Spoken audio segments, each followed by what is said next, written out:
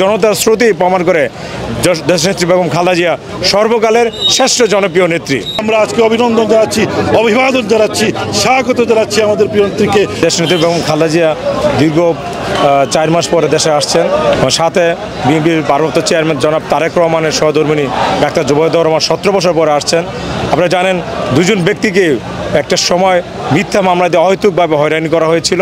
মানুষ আজকে অপেক্ষায় আছে। প্রিয় নেত্রী দীর্ঘদিন অসুস্থ ছিলেন এবং চিকিৎসায় যেতে পারেন নাই। স্বৈরাচারী শেখ হাসিনা পলায়ন করার পর তিনি বিদেশে গিয়েছেন। এত দীর্ঘ সময় আমাদের নেত্রী দেশের বাইরে থাকেন নাই। তিনি আপনাদের কি জানেন, আপনি বলেছেন যে তার বিদেশে কোনো ঠিকানা নাই।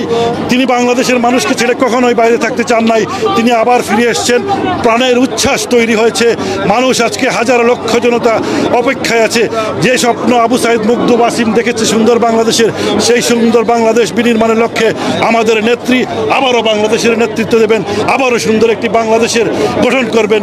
সেই স্বপ্নের প্রত্যাশায় হাজারো নেত্রী, হাজারো জনতা বা নেত্রীর অপেক্ষায় এখন ঢাকায় এই বিমানবন্দর সহ ঢাকার প্রত্যন্ত অঞ্চলের প্রত্যেকটি জায়গায় অপেক্ষামান আছে।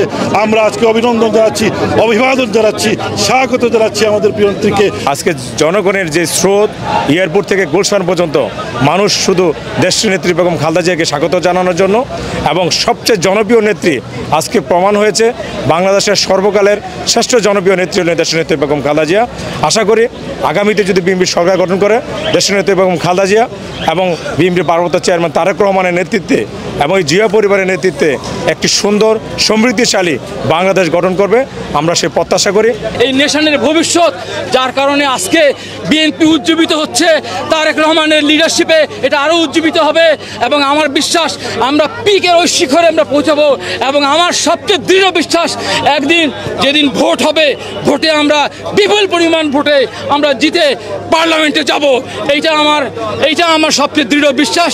আজকে জনতার স্রোতই প্রমাণ করে দেশনেত্রী বেগম খালেদা জিয়া সর্বকালের শ্রেষ্ঠ জনপ্রিয় নেত্রী।